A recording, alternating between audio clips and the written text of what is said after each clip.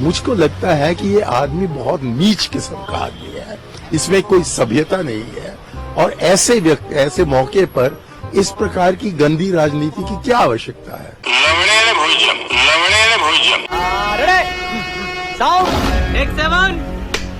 I watched the Prime Minister of India yesterday speaking for 2 hours, laughing, joking, लगाing naras in the parliament. The Prime Minister would say one line and the entire BJP would shout another nara. देख रहा है एक अकेला कितनों को भारी पड़ रहा है। The Prime Minister seems to have forgotten that the state of Manipur is on fire and has been on fire for 4 months. थोड़ी मर्यादा रखिए। Women and children are dying over there. People are being murdered. Women are being molested, are being raped. And the Prime Minister of India is sitting in the middle of the parliament shamelessly laughing. एक अनपढ़ आदमी देश पर कितना बड़ा बोझ बनता है। This is not about Rahul Gandhi. This is not about the Congress party. This is not about the opposition. This is about India. It's about our country. बात तो सही है। A state has been decimated. It has been destroyed. It does not exist anymore. And it has happened because of the politics of the BJP. Divide and rule and burn. जब सच्ची नियत के साथ काम होता है तब सही विकास होता है। आप जानते हैं एलआईसी के लिए क्या क्या कहा गया था?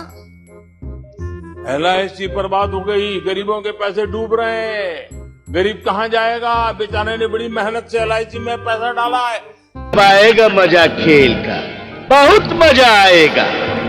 क्या कहें, जितनी उनकी कल्पना शक्ति थी, जितने उनके दरबारियों ने कागज पकड़ा दिए थे, सारे बोल लेते थे वो, सारे बोल लेते थे। लेकिन आज एलआईसी लगातार मजबूत हो रही है। कुछ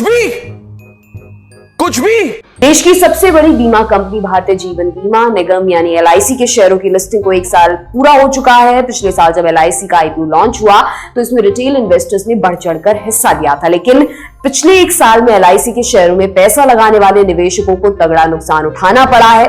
मुझे क्रेडिट नहीं चाहिए। जब ये आईपीओ बाजार में आया तो कंपनी ने अपने शेयरों का इश्यू प्राइस 949 रुपए रखा था, लेकिन इसकी लिस्टिंग 9% गिरावट के साथ 867 रुपए 20 पैसे पर हुई थी। इश्यू प्राइस वह कीमत होती है जिस भाव पर शेयर को बेचा जाता है। बात तो सही है।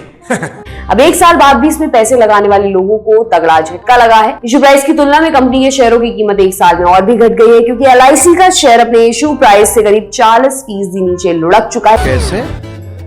अरे मोदी है तो मुमकिन है। जबकि पिछले 1 साल में सेंसेक्स में करीब 14% का उछाल आया है। आज 17 मई 2023 को कंपनी के शेयर दोपहर में 569 रुपए के भाव पर कारोबार कर रहे थे। इस तरह से 1 साल में शेयर ने निवेशकों के करीब 2.5 लाख करोड़ रुपए डुबा दिए। साथियों, मैं आज देशवासियों से क्षमा मांगते हुए, उसकी ख्वाहिशों की तो कोई इंतहा ही न थी। वो ऊंचे से ऊंचे मकामों पर बढ़ता गया, लाशों की सीढ़ियों पर चढ़ता गया, खुदा कहलाने का शौक था जिसे मरघट का मसीहा बन के रह गया। मुझे क्रेडिट नहीं चाहिए। तुम पत्थर की कब्रें बनाना बंद करो, वो मंच समझकर चढ़ जाएगा, फिर शुरू कर देगा भाषण ये सोचकर कोई ना कोई मुर्दा तो जरूर सुनने आएगा। जिसने दिन रात बस जहर घोला हो हवा में, क्यों उम्मीद करते हो तुम्हारे लिए ऑक्सीजन लाएगा?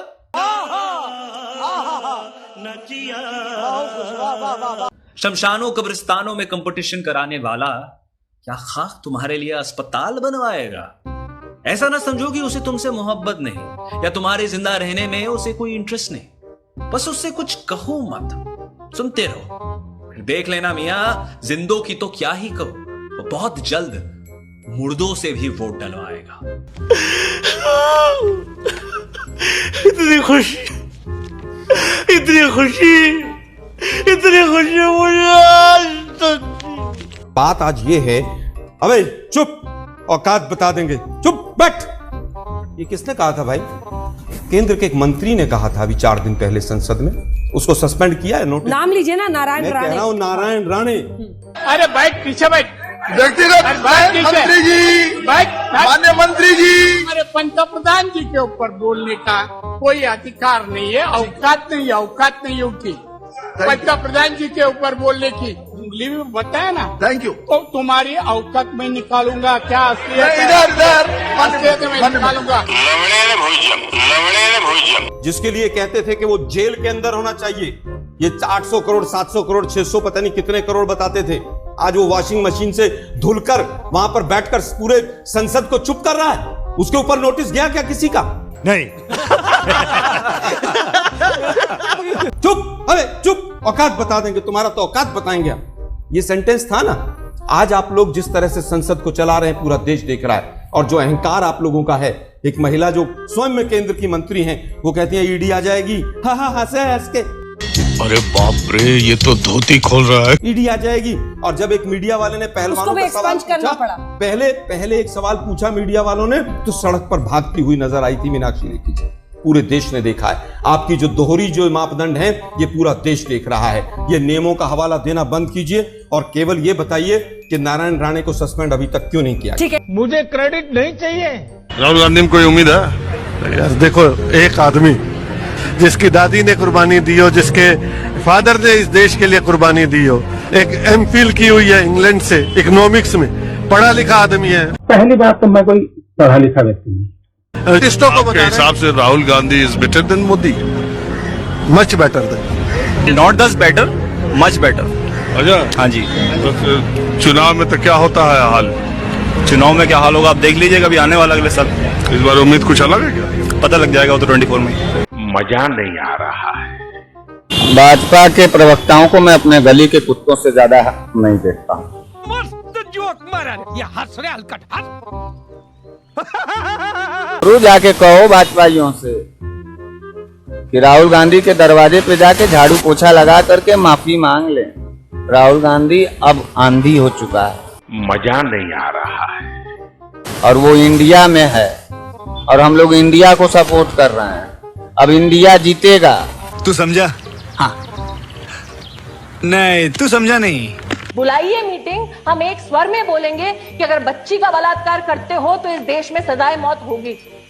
जो ये खौफ कम से कम, ये संदेश कम से कम दे पूरे देश को। वाह क्या एक्टिंग कर रहा है, वाह क्या एक्टिंग कर रहा है। कि अगर एक 5 साल की बच्ची का बलात्कार होता है तो चुपचाप बैठकर ये हाउस तमाशा नहीं देखेगी। ये तो टट्टी है।